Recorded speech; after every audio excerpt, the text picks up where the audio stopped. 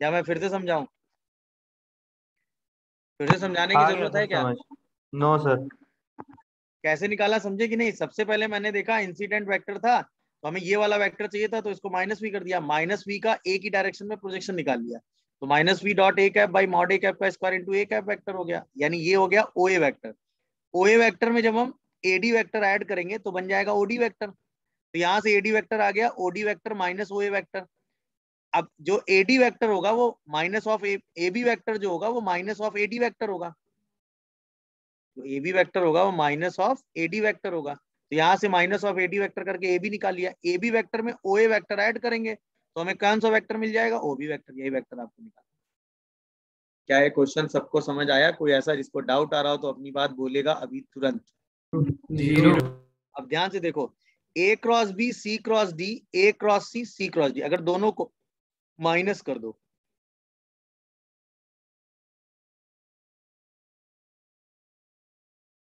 तो same sense कुछ common आ रहा है, A cross B minus C और C minus B cross D, अरे हाँ या ना? तो A cross B minus C और minus B minus C plus B minus C cross D equal to zero. अब A cross B minus C minus D cross B minus C equal to zero, यानी A minus D cross B minus C equal to zero. अब दो vector का cross product अगर zero है तो दोनों कैसे वेक्टर है बेटा? पैरेलल। तो जब भी आपको ये प्रूव करना हो कि दो वेक्टर पैरेलल हैं तो या तो एक को दूसरे के टर्म में लिखा दिखा दो या दोनों का क्रॉस प्रोडक्ट जीरो लिखा दो, मतलब समझे? मतलब अगर आपको ये प्रूव करना है, prove that A and B are parallel vectors, तो हमें दो अप्रोच पे खेलना पड़ेगा, या तो हम ये प्रूव कर दें कि ए इक्वल टू लैम्डा बी है, या हम ये प्रूव कर पाए कि ए और बी का क्रॉस प्रोडक्ट क्या है? जीरो। तो दोनों में से जो भी हम प्रूव कर ले गए उसकी हेल्प से हम ये बता देंगे कि ए और बी कैसे वेक्टर है? पैरेलल। दोनों में से किसी एक अप्रोच से काम हो जाएगा। बात समझ रहे हो कि नहीं? बोलो भाई, समझे? जैसे आपको इन सब का प्रोडक्ट वगैरह निकालना है और ये प्रूव करना है कि ये क्या आंसर आएगा, यही तो है। देखो तो क्या क्या करो, चार पॉइंट आपको दे रखे हैं तो किसी एक को रेफरेंस मान लो और बाकी सबको सिंपल उठा के प्रूव कर लो। बोलो, जैसे मान लो ये ए है, ये बी है, सी है, डी, कोई भी ज्योमेट्री हो सकती है, मैंने एक ज्योमेट्री नॉर्मली आपको बता दी है, तो अब ध्यान से सुनिए, इसको हम रेफरेंस मान लेते हैं, ये बी मान लेते हैं, सी मान लेते हैं, डी मान लेते हैं। तो अब बताओ ये जो एक्सप्रेशन लिखा है क्या लिखा है, पढ़ के बताना। ए बी वेक्टर का मतलब क्या हो गया? B B cap. Cross E minus C, plus B C vector का मतलब क्या हो गया? C minus B cross A D का मतलब क्या हो गया? D vector, D minus plus D. A C vector कितना हो गया? सी। डी वेक्टर, और बी डी वेक्टर का मतलब कितना हो गया? D minus B minus B. अच्छा, इसका क्या लेना है? मॉड। अब जरा इसके मॉड को सिंप्लीफाई करो, ये आएगा B cross D minus B cross C, ये आएगा प्लस का सी क्रॉस डी माइनस का बी क्रॉस डी। सर वो सी ए है ना? क्या बेटा? सी ए वेक्टर है। अच्छा ये सी ए, माइनस सी। अच्छा माइनस सी होगा ये ना। हाँ। यहां से ये क्या आएगा? माइनस का सी क्रॉस डी प्लस का सी क्रॉस बी। देख लेना, कोई दिक्कत हो तो बताना, अरे हाँ या ना। आप ध्यान से देखो, कुछ कैंसिल हो रहा है? बी क्रॉस डी लिखा हुआ है, बी क्रॉस डी लिखा हुआ है, चला गया। सी क्रॉस डी कैंसिल हो गया। क्या यहां से ये आंसर आया 2 टाइम्स ऑफ बी क्रॉस सी? अरे हाँ या ना। अब एबीसी का एरिया कितना होगा बताना? Half of mod of B cross C होगा कि नहीं? बोलो भाई, ये बी हाँ वेक्टर सर। वेक्टर, अरे हाँ या ना। Yes sir. तो यही एरिया क्या लिखा हुआ है? 4 4 times. Times area of triangle ABC. दिखा कि नहीं? प्रूव हो गया? बोलो। हाँ तो जब भी इस तरह के क्वेश्चन आपको प्रूव करने के लिए आएंगे तो किसी एक को जीरो वेक्टर, बाकी सबको वेक्टर मान के सिंपलीफाई। अच्छा जीरो नहीं, आप इसको ए भी मानोगे, बट ए मानने से थोड़ा कैलकुलेशन हैवी रहेगा, इसीलिए किसी एक को क्या मान लो जीरो, तो उससे कैलकुलेशन थोड़ा सा कम हो जाएगा। बात समझ में आ रही है? सबके पॉइंट वेक्टर एज्यूम करके सीधा रिलेशन निकाल दो, हाँ या ना। यस सर ये ठीक है, लास्ट वाली लाइन कैसे लिखी आंसर है, आ बस जाता वो है। बता दीजिए। क्या बेटा, फिर से पूछो। अब तो वो 2 टाइम्स BC आ गया था, तो उसको 4 टाइम्स एरिया ऑफ ABC कैसे हो गया वो? बी क्रॉस सी का मतलब क्या हुआ बेटा? गजब गजब ऐसी बात करने लगे तुम आज। बी क्रॉस सी का मतलब बता। अच्छा 2 टाइम्स एरिया ऑफ। ए भाई नहीं, यस सही है।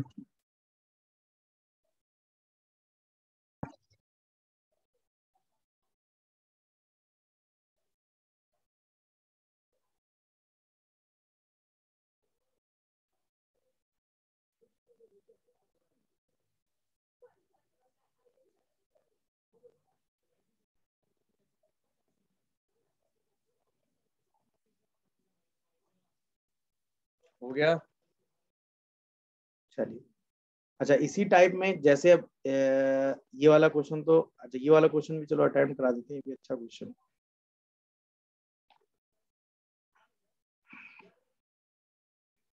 चलो इस वाले क्वेश्चन को एक बार जरा अटेम्प्ट लो खुद से।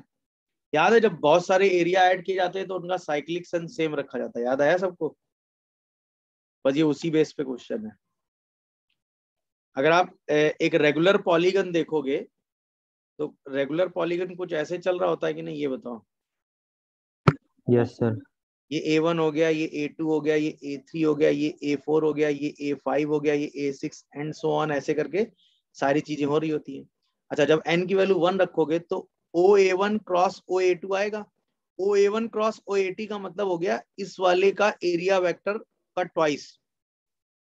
ऐसे OA2 क्रॉस OA3 का मतलब हो गया इसके एरिया वेक्टर का ट्वाइस। OA3 क्रॉस OA का इसके एरिया वेक्टर का ट्वाइस। ट्वाइस। है ना? Yes sir. बात फील हो रही जो मैं बोल रहा हूँ भाई? जी सर। यानी अगर हमें सिग्मा निकालना है i = 1 से लेके n-1 OAI क्रॉस OAI+1, तो बेसिकली हमें क्या निकालना है? OA1 क्रॉस OA2, सुनते जाना, प्लस OA2 क्रॉस OA3। ऐसे करते करते हमें कहां तक जाना पड़ेगा? OAN- N minus. Cross OAN तक। अरे हाँ या ना? यस। अच्छा चूंकि ये रेगुलर पॉलीगन है तो इन सब का एरिया क्या होगा? सेम सेम होगा। होगा। सिमेट्रिकल। अच्छा इन सब का जो एरिया होगा वो हम कह सकते हैं कि ये जो एरिया होगा वो होगा, यानी 2 टाइम्स ऑफ एरिया होगा किसके बराबर? OA1 क्रॉस OA2 के। यानी ये सारी वैल्यू जो होंगी ये 2 times of area of triangle इसके बराबर होंगी कि नहीं होंगी, बताओ? हाँ। अरे हाँ या ना? यानी ये जो वैल्यू होगी यही वैल्यू किसके बराबर होगी? OA2 क्रॉस OA3 के। यही वैल्यू किसके बराबर होगी? OA4 क्रॉस OA5 के। यही वैल्यू किसके बराबर होगी? OAN-1 क्रॉस OAN के। अरे हाँ है ना? अच्छा A1 से लेके AN-1 तक जा रहे हो तो ये टोटल एरिया कितनी बार लिखा होगा? n-1। तो ये इसको हम बोल सकते हैं n-1 times of OA1 cross OA2। जैसे आप माइनस कॉमन करोगे 1 माइनस n, तो ये OA2 क्रॉस OA1 हो जाएगा कि नहीं? देखा कि नहीं मैं जो क्या बोला भाई? हाँ सर। देख लो किसी को कोई दिक्कत या कंफ्यूजन आ रहा हो तो अपनी बात बोल सकता है अभी तुरंत मुझसे। अरे हाँ या ना? वेक्टर में सेम सेंस में सारे एरिया वेक्टर आपने क्या कर दिए? ऐड कर दिए। बोलो भाई।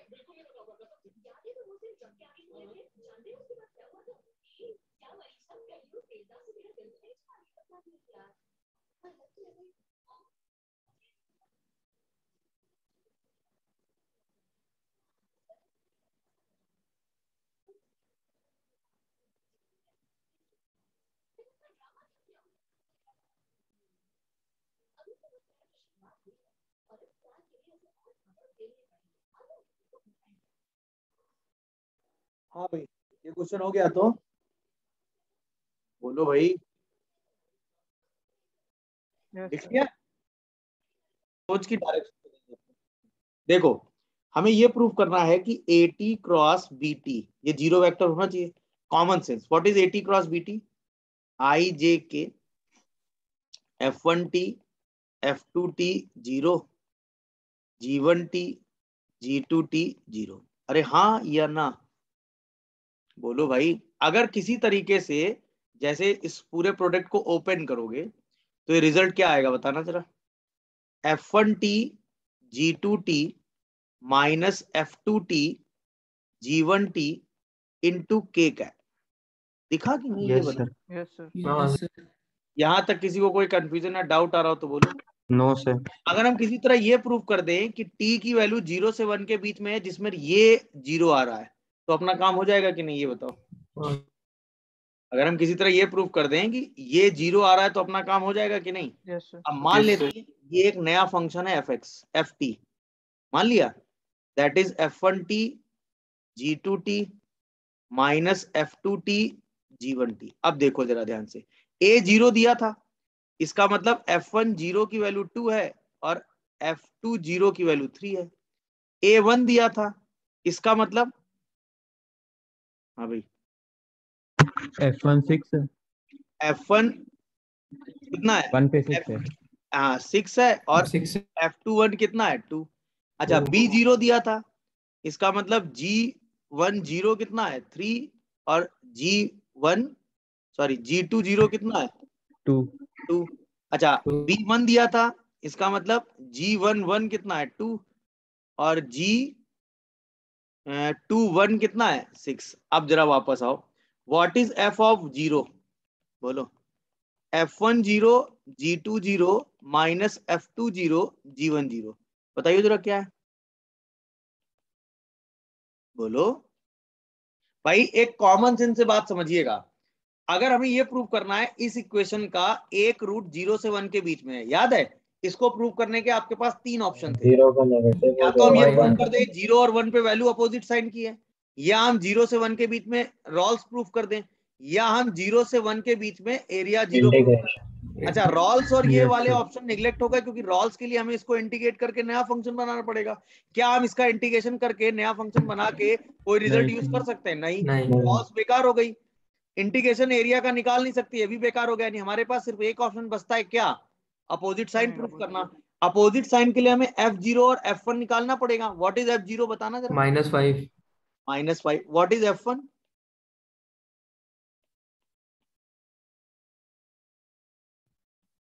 सारी वैल्यूज पता है। 32. इसका मतलब F0 और F1 कैसे आ गए? नेगेटिव. अपोजिट साइन के। अपोजिट तो हम साइन. कह सकते हैं जब t की वैल्यू 0 से 1 होगी तो ft जरूर क्या होगा? 0। 0. इसका मतलब AT क्रॉस BT क्या होंगे? 0. 0 होंगे for some some value t. t lies between 0 to 1. यानी ये t 0 से 1 के बीच में पैरेलल होंगे। दिखा question? Beauty Yes. Question. Calculus और वेक्टर एक साथ यूज करा लिया उन्होंने। अच्छा, एम सिंपल था, हमें ये प्रूव कर, देखो हमारे पास रास्ते ना लिमिटेड होते हैं। हमें ये प्रूव करना था वेक्टर पैरेलल है, तो हमारे पास 2 तरीके हो सकते थे, या तो हम लैम्डा टाइम्स दिखाएं या क्रॉस प्रोडक्ट। क्रॉस प्रोडक्ट दिखाना इसलिए आसान है क्योंकि जैसे आप क्रॉस प्रोडक्ट करोगे ये वेक्टर, ये फंक्शन आ जाएगा। अब इस फंक्शन का एक रूट 0 से 1 में ये प्रूव करना है, तो इसके लिए हमें 0 और 1 पे इसकी वैल्यू निकाल के अपोजिट साइन दिखा देनी है। अगर 0 और 1 पे वैल्यू अपोजिट साइन की है तो इसका मतलब कम से कम एक टी तो ऐसा मिलेगा ना जहां पे एफ टी क्या हो जाएगा? 0। ये मिलेगा। नहीं आया समझ में? बोलो भाई। Yes, sir.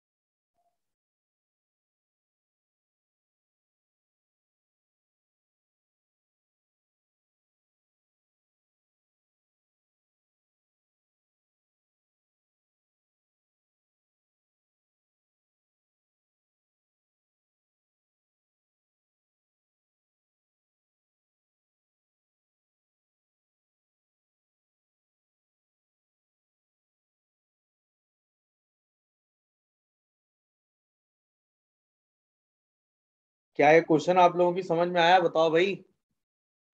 Yes Yes, sir. Approach दिखी कि नहीं? हाँ सर देखिए. बस वही 2 अप्रोच थी, उन्हीं अप्रोच के आसपास पूरा क्वेश्चन घूम गया था। बोलो भाई, निकालना हाँ है ना? बट हम ये काम नहीं करते, हम इक्वेशन को देखते हैं R cross E C cross B is 0। यहाँ से हमारे पास आता है R माइनस सी। याद है मैंने कल एक इक्वेशन लिखी थी? हाँ सर. यहाँ से हमें दिखता है R minus C equal to lambda B, क्योंकि दोनों लैम्डा पैरेलल भी है। R हम तुरंत क्या एज्यूम करते हैं? लैम्डा बी प्लस सी। सी.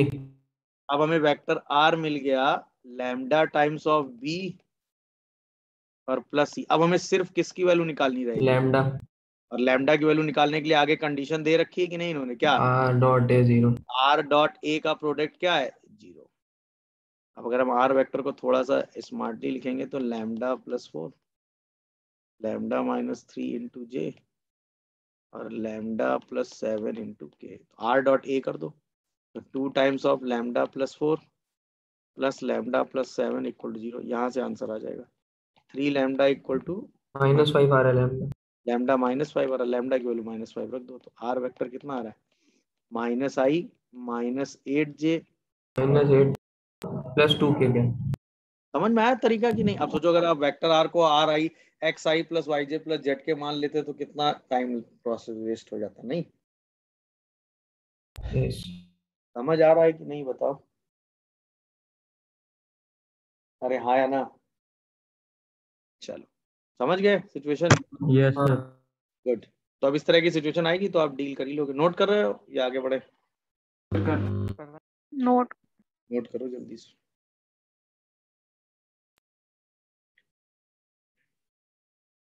सर एक बार थोड़ा संपर्क कर दीजिए। एटीबीटी वाला लिख रहे थे क्या? हाँ सर। लिख लो। ठीक। Yes sir.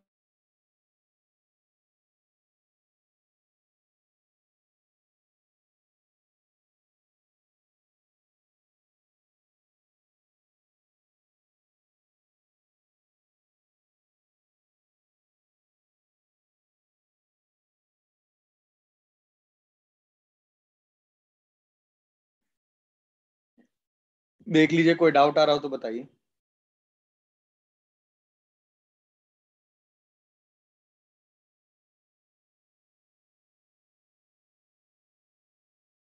हो गया सर। हो गया? Yes sir. पक्का ना? चलिए, अब कुछ चीजें अलग सी हैं, वो मैं बता देता हूँ। जैसे देखो, एक वेक्टर ए है और एक वेक्टर बी है। अरे हाँ, है ना? और आपको इसका एंगल बाइसेक्टर वेक्टर लिखना है। Angle bisector vector. अच्छा, एंगल बाइसेक्टर के बारे में आपने एक बात तो स्ट्रेट पढ़ी लाइन। होगी। एंगल बाइसेक्टर के बारे में आपने एक बात पढ़ी होगी, जैसे आप किसी भी ट्रायंगल के किसी एंगल का एंगल बाइसेक्टर लिखते हैं, तो वो सामने वाली साइड को एंगल मेकिंग साइड की लेंथ में डिवाइड करता है कि नहीं, यस ये सर, बताओ। रेशियो में डिवाइड रेशियो में। करता यस सर। सेम रेशियो में। याद आया कि नहीं सबको ये? Yes sir. है। Yes yes sir. सर। सोचो, अगर यही ट्रायंगल आइसोसेलिस हो जाए तो जो इसका एंगल बाइसेक्टर होता है वो मिड पॉइंट पॉइंटेड ही हो जाए। मीडियन मिड पॉइंट पे। वो मीडियन बन जाती, सिर्फ यही वाला एंगल बाइसेक्टर, बाकी नहीं, क्योंकि ये रेशियोस केस में 1:1 हो जाता है। माइनस। तो यस अगर हमें इसका यस एंगल बाइसेक्टर लिखना है तो एंगल बाइसेक्टर लिखने का तरीका भी यही होता है। क्या हम क्या करते हैं, जो एंगल बाइसेक्टर वेक्टर लिखते हैं उसमें क्या करते हैं, इसके अलॉन्ग यूनिट वेक्टर लिख लेते हैं, इसके अलॉन्ग यूनिट वेक्टर लिख लेते हैं, और इसके अलॉन्ग, अब ये दोनों वेक्टर का मैग्नीट्यूड कितना हो गया भाई? 1। अब जब इसका एंगल बाइसेक्टर ये वाला लिखोगे तो वो ए कैप प्लस बी कैप हो जाएगा कि नहीं? बाई 2। ध्यान से सोचो, नहीं समझे मैं क्या बोल गया? एंगल बाइसेक्टर वेक्टर कितना हो गया? A cap plus B cap by 2। अरे हाँ या ना? Yes sir. ये बात दिखी कि नहीं? नहीं। हाँ नहीं सर। अरे एक बार समझा दीजिए। ये दोनों अगर ए कैप बी कैप हो गया तो दोनों का मैग्नीट्यूड 1:1 हो गया, तो ये इसको यस 1:1 में डिवाइड करेगा, हाँ। है ना? हाँ। अगर हम इसको रेफरेंस माने तो ये ए वेक्टर हो गया, ये बी वेक्टर हो गया, तो ये ए प्लस बी बाई 2 हो गया, तो ये vector A plus B by 2 नहीं आ गया? हाँ। अब फील आया कि नहीं आया? हाँ। बोलो भाई। तो सर ये यूनिट वेक्टर कहाँ है? अरे यूनिट नहीं, ये वेक्टर जो आया, ये वाला जो वेक्टर आया, कौन सा वेक्टर? ये वेक्टर, वो यही तो आएगा, A cap plus B cap by 2। हाँ, है ना?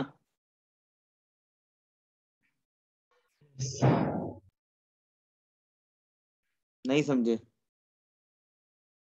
हाँ इतना जो वेक्टर आएगा तो बाय 2 बता दीजिए कैसे आया बस। अगर ये तो बाय ओरिजिन 2 है कैसे आया? रेफरेंस, वो ये ओरिजिन है तो ये पॉइंट क्या होगा? ए वेक्टर। ये ओरिजिन है तो ये पॉइंट क्या होगा? B vector.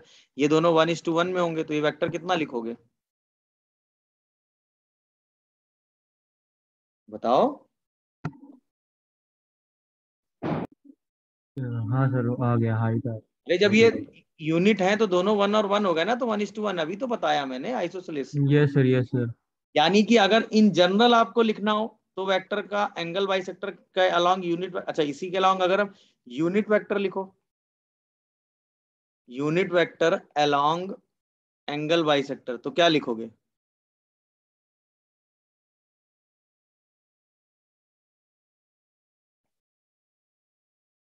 क्या लिखोगे?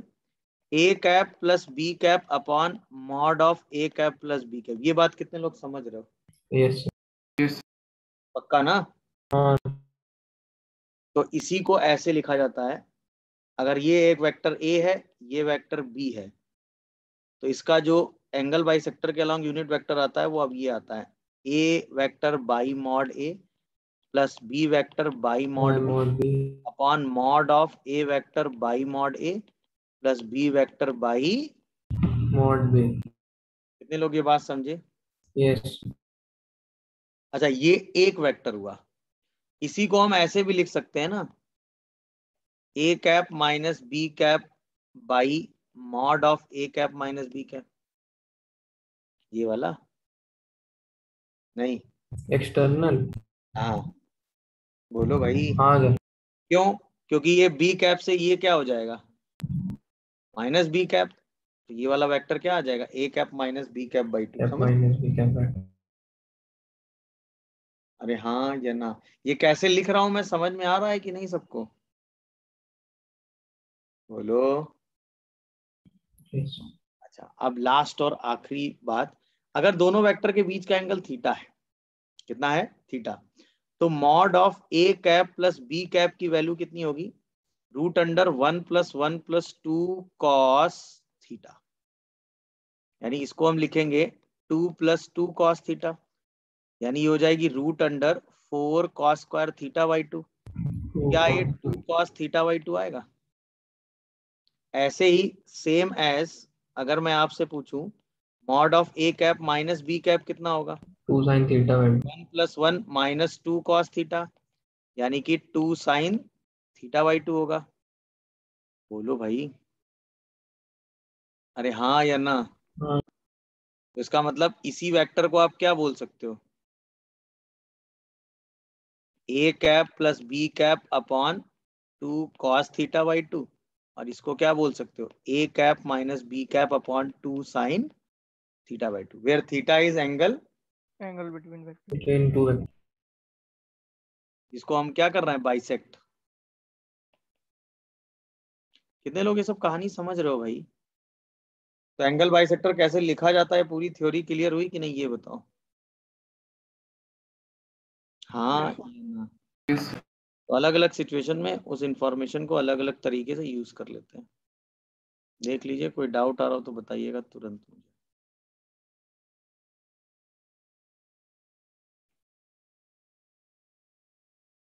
एंगल बाइसेक्टर की थ्योरी क्लियर हुई सबको, नहीं?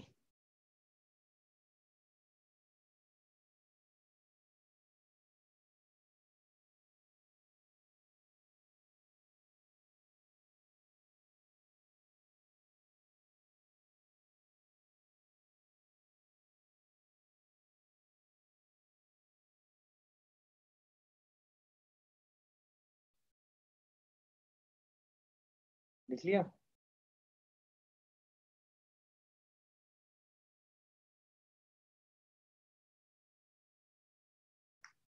नोट हो गया?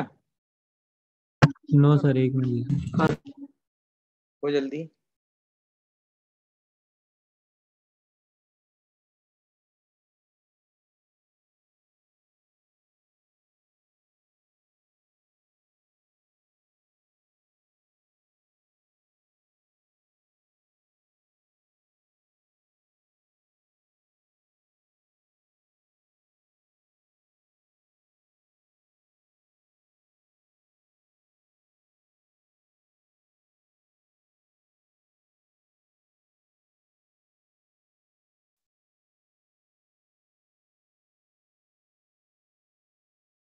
यस। देख लीजिए, कोई डाउट आ रहा हो सर किसी को? एक मिनट सर। हाँ, कुछ पूछ रहे हो क्या बेटा? नहीं सर, लिखना है। क्या?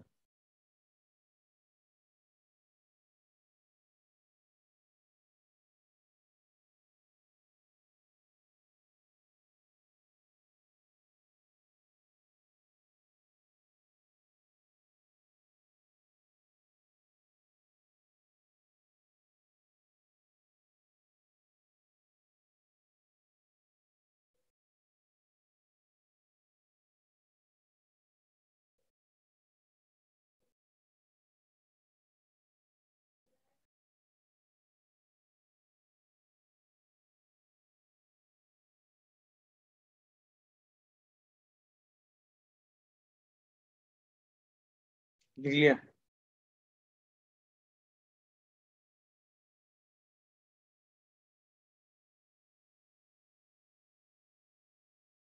बढ़े आगे? चलो, दो चीजें और बतानी, वो बता देता हूँ, इसका नोट्स भेज दूंगा तो बाकी बच्चों लिख लेना। अब एक चीज ये आती है, ये बताओ जरा, वेक्टर ए और वेक्टर बी एक प्लेन पे होंगे? अरे हाँ या ना? यस। Lie on plane. कोई दो वेक्टर तो एक प्लेन पे होंगे ना। तो अगर मैं आपसे पूछूं कि वेक्टर ए वेक्टर बी और एक वेक्टर मैं और मान लेता हूं ए क्रॉस बी, तो ए क्रॉस बी कैसा होगा? Perpendicular to the plane. Perpendicular. तो सोचो वेक्टर ए वेक्टर बी और A cross B non coplanar होंगे कि नहीं? Yes sir. Yes sir. हाँ sir. Vector A vector B and A cross B are non coplanar vector. ये बात कितने लोगों को समझ आई? अच्छा, अब थ्योरी ये कहती है कि if A B C are non coplanar vector, तो आप थ्री डायमेंशन में लाई करने वाले किसी भी वेक्टर को lambda A mu B plus delta C लिख सकते हो। अगर तीन नॉन कोप्लेनर वेक्टर आपको मिल जाएं तो आप किसी भी थ्री डायमेंशन वेक्टर को उन तीनों के टर्म में लिख सकते हो हमेशा। बट ये तीनों वेक्टर होने कैसे चाहिए? Non coplanar. तो मतलब 3D में लाई करने वाला हर वेक्टर इन तीन वेक्टर के टर्म्स में लिखा जा सकता है। कॉमन सेंस है ना भाई। एक वेक्टर ये होगा, एक वेक्टर ये होगा, एक वेक्टर नॉन कोप्लेनर होगा जो इस प्लेन में नहीं होगा, तो थ्री डायमेंशन में किसी दूसरे प्लेन पे होगा कि नहीं होगा? हाँ या ना? हाँ यस सर। अब इन तीनों के हेल्प से आप थ्री डायमेंशन प्लेन का कोई भी वेक्टर लिख सकते हो by using this result. Lambda mu delta change होते रहेंगे। अब इसका मतलब अगर ए और बी के टर्म में आपको वही सेम वेक्टर लिखना है तो आप इसी आर वेक्टर को क्या बोल सकते हो? Lambda A mu B plus delta times of. A cross B. अरे हाँ या ना?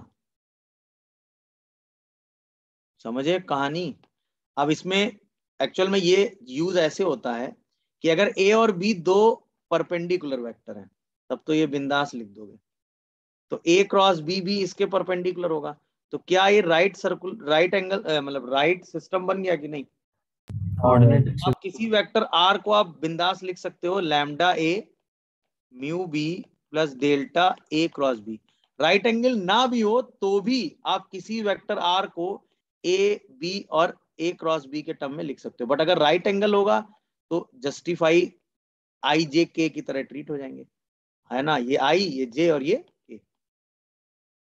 अरे हाँ ये ना? तो कोई भी तीन वेक्टर अगर नॉन कोप्लेनर है तो 3D में लाई करने वाला हर वेक्टर उन तीन नॉन कोप्लेनर वेक्टर के टर्म्स में लिख सकता है। अच्छा, अगर वो कोप्लेनर होंगे तो जो लीनियर रिलेशन से वेक्टर बनेगा वो उसी प्लेन पे बन जाएगा। अरे हाँ या ना? हाँ सर। बट अगर नॉन कोप्लेनर होंगे तो थ्री डायमेंशन का कोई भी वेक्टर आ जाएगा। कितने लोग ये कहानी समझे जो मैं समझा रहा था? प्लेन में भी आ सकता है ना सर? ऑब्वियसली आ सकता है। उसके लिए वैल्यू देखनी पड़ेगी लैम्डा म्यू डेल्टा की क्या होगी जिससे वो प्लेन पे आ जाए। समझ रहे हो कि नहीं? हाँ सर, पक्का? नीचे वाला बता दीजिए जो समझाया है। ये वाला बेटा हाँ सर, यस। आई जे के डन। पिलाया आई जे के से? I cap J cap K cap भाई। I cap and J cap are two perpendicular vector and K cap is yes perpendicular to both vectors. तो किसी भी थ्री डायमेंशन वेक्टर को आई J के term में लिखते हो कि नहीं लिखते हो? Yes sir. भाई लिखा है A and B are two perpendicular vector and A cross B is perpendicular to this plane which containing A and B. Yes. इसका मतलब ये तीनों वेक्टर कैसे हो गए? Non coplanar. Coplanar. Non coplanar में कोई भी आर वेक्टर लिखा ही जा सकता है। यस। समझ गए? यस। इस केस और इस केस में अंतर सिर्फ इतना है कि यहाँ पर ए और बी परपेंडिकुलर है या नहीं कोई मतलब नहीं। अगर परपेंडिकुलर है तो कैलकुलेशन थोड़ा आसान हो जाता है क्योंकि ए डॉट बी की वैल्यू तब क्या हो जाती है? 0। समझ रहे हो कि नहीं? अच्छा, लास्ट चीज, अगर कोई भी एक जनरल वेक्टर आर है X I plus Y J plus Z K, तो आर क्रॉस आई का मॉड उसका square I cap, R cross J cap के मॉड का square and R cross K cap के मॉड का स्क्वायर हमेशा 2 times of mod R square होता है किसी भी वेक्टर के लिए। कोई वेक्टर आर आप ले लो तो आर क्रॉस आई का स्क्वायर, आर क्रॉस जे का स्क्वायर और आर क्रॉस के का जो स्क्वायर होगा वो 2 टाइम्स ऑफ क्या होगा? Mod R square. आती तो आसान चीज हो गई भाई। आर क्रॉस आई कैप लिखोगे तो क्या लिखोगे? y times j cross i, बोलते जाना, plus z times k cross i। अच्छा, j क्रॉस i क्या होगा? माइनस प्लस के माइनस के माइनस के या प्लस के? माइनस माइनस माइनस के k कैप y, और k क्रॉस i क्या होगा? प्लस प्लस जे प्लस j। अच्छा ऐसे ही बोलो, r क्रॉस j क्या आएगा? x times of k cap X cap minus z times of i cap. Check करते आई हैं। और r cross I cap sir, वो आई कैप होगा। i कैप होगा। हाँ, k क्या आएगा? Minus X minus minus j X of cap J minus J X plus i times of i Y cap. Plus I cap plus I Y Y. Good. अब बताओ, mod of r cap cross i cap क्या आएगा?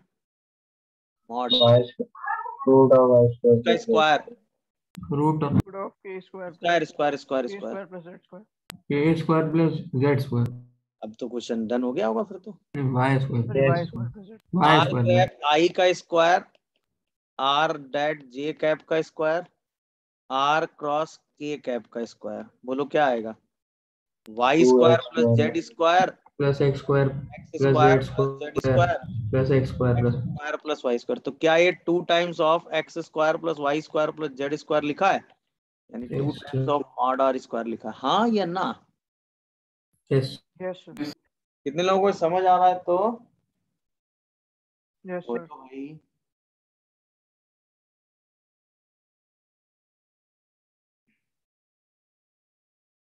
हाँ या ना? Done हुआ कि नहीं भाई, समझ आया? तो ये भी एक बार क्वेश्चन पूछा गया, तो ये that is 2 times of r square होता है वेक्टर मॉड r का स्क्वायर। समझ रहे हो क्वेश्चन कि नहीं? तो ये भी एज अ कॉन्सेप्ट यूज कर सकते हैं आप सिचुएशनली। देख लीजिए, कोई डाउट आ रहा हो तो बताइए।